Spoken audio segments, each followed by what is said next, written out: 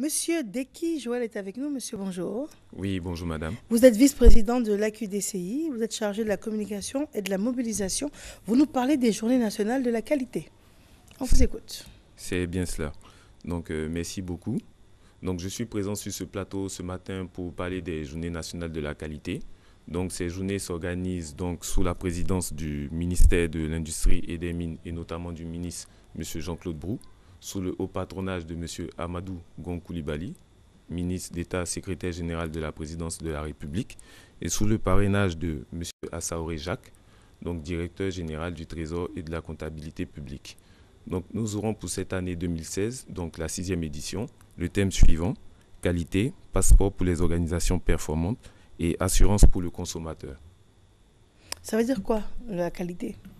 Donc, la qualité, c'est une science de management qui a pour objectif principal donc, de satisfaire aux besoins du client et permettre à l'entreprise d'atteindre tous ses objectifs en termes de chiffre d'affaires. D'accord. Ce sont des normes aussi? Oui, effectivement, ce sont des normes, donc des bonnes pratiques qui ont été mises en place par des comités, des experts, pour aider les entreprises donc, à atteindre ces objectifs de satisfaction du client, le client qui est donc le roi et celui qui apporte de l'argent à cette entreprise. Les Journées nationales de la qualité, qu'est-ce que vous allez faire? Donc, au programme de ces journées, nous aurons des conférences, des panels, des expositions de stands, donc des entreprises partenaires. Nous aurons aussi la distinction des acteurs, notamment le prix ivoirien de la qualité, qui sera décerné aux différents lauréats qui ont été retenus. Nous aurons un dîner gala, nous aurons des rencontres B2B, nous aurons du mentorat, du networking, donc entre les jeunes étudiants qui cherchent à développer donc, des compétences et à apprendre. D'accord.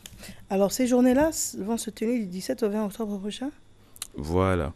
Donc, ces journées démarrent ce matin avec la cérémonie d'ouverture et la conférence inaugurale. Donc, à partir de 8 h, elles se tiendront donc du 17 au 20 octobre, à partir de 8 h jusqu'à 17 h.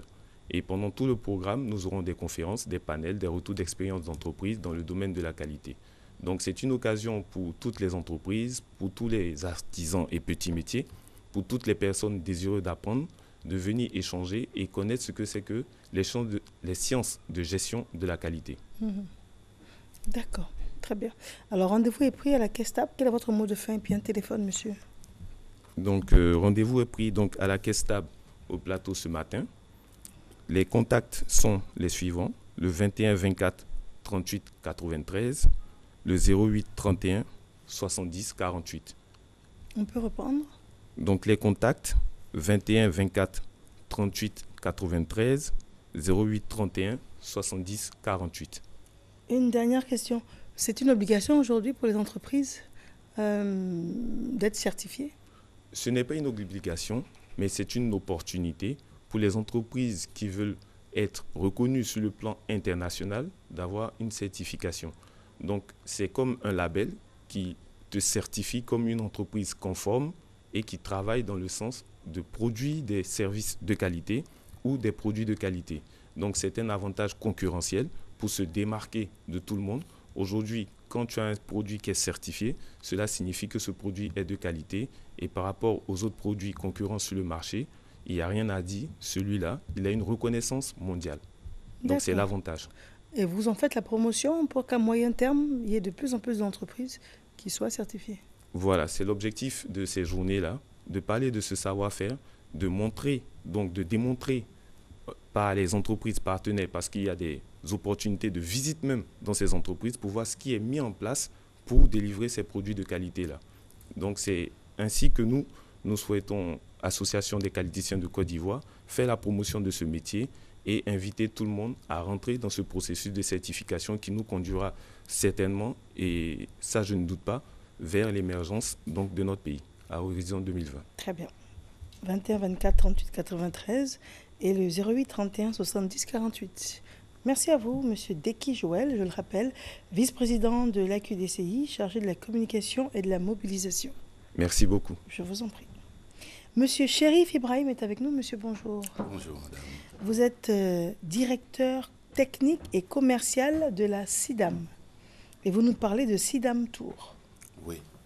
Bonjour madame, Bonjour. et merci de nous recevoir à nouveau pour parler de SIDAM Tour 2016. Vous savez que la SIDAM est une entreprise citoyenne qui veut jouer son rôle de protection des hommes et leurs biens et des entreprises et leurs biens.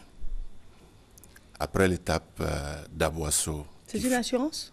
Oui, c'est une compagnie d'assurance. On va dire celle qui a plus de 44 ans, puisqu'elle est créée en 1972 et qui est installée au plateau et qui n'a pas changé de nom. Donc, un gage... Ça fait 44 ans quand même. Hein? Oui. Certaines personnes n'étaient pas encore nées. D'autres l'étaient? Oui, bien sûr. D'accord. Donc, après l'étape d'Aboisseau qui fut le lancement de l'opération, et cette visite ou ce tour à Boisseau fut un véritable... je prendrai une expression des jeunes, un véritable enjaillement, et une totale réussite. La SIDAM donc est confortée dans son idée d'aller à la rencontre de ses assurés en particulier et des populations en général. C'est ainsi que nous disons que SIDAM Tour est véritablement lancé et se poursuit. Quel est l'objectif? L'objectif, c'est en fait d'expliquer l'assurance dans tous les sens, mais avec des mots très très simplement utilisés, sans mots techniques. Vulgariser l'assurance, rappeler à nos assurés que nous sommes toujours là et que nous sommes parmi les leaders. D'accord. Alors quand on parle d'assurance, il y a des assurances obligatoires. Oui. On parle du véhicule, notamment. Hein. Oui. Donc, quelles sont les autres assurances qui ne sont pas obligatoires mais qui sont conseillées? Écoutez, il y a tout ce qu'on appelle les assurances de responsabilité civile qui peuvent ne pas être obligatoires, mais pour certaines entreprises, elles le seront. Il y a évidemment les entreprises, les assurances contre les accidents corporels qui ne sont pas obligatoires, mais qui sont utiles. Parce que toute personne qui va ou qui exerce un métier peut subir des accidents de la route ou bien, comme dirait l'autre, en essayant de séparer deux personnes, prendre un coup à la figure. Mais ça, c'est les entreprises qui prennent ce genre d'assurance? Non, les individus sont appelés à prendre ces assurances. Accidents corporels? Oui, contre les accidents corporels. Alors moi, en tant que madame lambda, oui. Madame tout le monde, je prends une assurance corporelle. Oui. Pour vous donner un exemple, vous, une belle dame, imaginez que vous trébuchez de votre siège.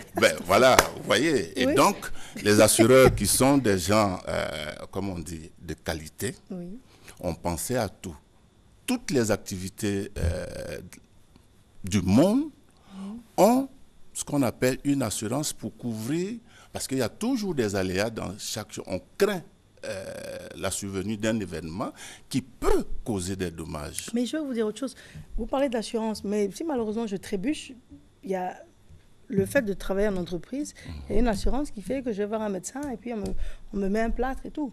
Mais pourquoi aller prendre une autre assurance encore? Imaginez, votre entreprise a certainement pris une assurance contre les accidents corporels. Et donc, si vous subissez un dommage, évidemment, vous irez à la CNPS. Vous avez des enfants, certainement. L'entreprise ne va pas s'occuper de ses enfants. Or, vous pouvez penser à ces enfants. C'est pour ça que nous disons que l'assurance est un acte de prévoyance. C'est vraiment un acte de prévoyance. Quand vous êtes prévoyant, vous dites, si ça m'arrive, qu'est-ce que je ferai? Voilà la question qui se pose en fait. Et lorsque vous êtes prévoyant, vous dites, comme il y a une solution, parce que les assureurs n'apportent que des solutions. Comme il y a une solution, évidemment, je vais me couvrir avec cette assurance-là pour que, en cas de cas, vous voyez... Il arrive même sur le plateau. Voilà, bon, pour qu'en cas de cas, je sois couvert. Donc, quand vous êtes prévoyant... Attendez, il y a un problème. D'accord, allez-y. Là, on parle du cas d'entreprise spécialement. Bon, peut-être que la RTI, ce n'est pas le même cas, mais sinon, les enfants sont pris en charge également. Mais je parle de la personne qui n'a pas d'assurance. En fait, c'est ça, on parle de cette personne-là. Oui, on parle de la personne... C'est-à-dire, moi, Mariam Touré, en travaillant à la RTI, qui a une assurance qui s'appelle la Musarti, est-ce que je suis concernée par vos propos? Bien sûr que vous êtes concerné. Vous ne voyez qu'un seul aspect, c'est-à-dire vous êtes prise en charge par votre structure au niveau de l'assurance santé. Mais toute une palette de garanties. Non seulement il y a l'assurance santé, mais il y a votre habitation. Évidemment. Imaginez que... Prenez un autre exemple, c'est bon. Hein? C'est bon. C'est bon, plus sur moi, c'est bon. Alors, on imagine Madame Lambda qui a sa maison qui brûle, c'est ça? Oui, bien sûr. Voilà. Si Madame Lambda a sa maison qui brûle, je vous donne deux situations. Vous voulez que je mime? Là, vous comprendrez. Vous aurez quelqu'un, enfin, Madame Lambda sera dans... Imaginez deux personnes, deux voisins. La maison brûle. Vous verrez une personne la main dans la poche et l'autre personne la main sur la tête. Dites-moi, madame. La main dans la poche, c'est celle qui est partie à la SIDAM, c'est ça? Ah ben c'est celle qui est assurée, donc c'est une personne heureuse. Parce que quand on est assuré, on est une personne heureuse. D'accord. Voilà. Okay. Alors, c'est ce que vous expliquez dans SIDAM Tour. C'est ce que nous allons et c'est ce que nous essayons d'expliquer aux populations. Bien évidemment, toutes les populations, même celles qui ne sont pas assurées chez nous, nous essayons de leur expliquer. On leur explique en disant, même si vous n'êtes pas assuré chez SIDAM et que vous avez une assurance, nous vous félicitons. D'accord. Parce que c'est un acte de prévoyance. Ce serait mieux de venir à SIDAM. Ah, bien évidemment. Charité bien ordonnée. Depuis 72, c'est pas mal. Hein? Qui n'a pas changé de nom, qui est dans son propre immeuble, qui occupe 2 paliers, qui est sur toute l'étendue du territoire. Vous comprenez bien qu'une telle assurance, si vous laissez une telle compagnie aller ailleurs, on dira, si vous jouez à la loterie, les assureurs n'en sont pas. Très bien. Alors, un téléphone, monsieur, et puis on rappelle SIDAM Tour. Oui. La date, c'est le 22 octobre. Le 22 octobre, parce qu'il y a eu l'étape d'Aboisseau. On doit conclure, en fait. Et l'étape de Korogo, le 22 octobre, à la place de l'Indépendance. Il faut dire que ce n'est pas seulement pour expliquer de l'assurance. Vous êtes aimable, vous me laisserez terminer, s'il vous plaît. Vous êtes aimable de renforcer vos propos également. Donc, vous voyez, nous offrons à la population les contrôles de la glycémie à jeun et la prise de la tension artérielle. Évidemment, il y aura des démonstrations de karaté, de danse, etc. Voilà. Voilà. Donc, les personnes pourront s'inscrire au 22 41 61 85 ou au 22 41 62 05. En tout cas, merci pour l'accueil et à bientôt sur SIDAM Tour.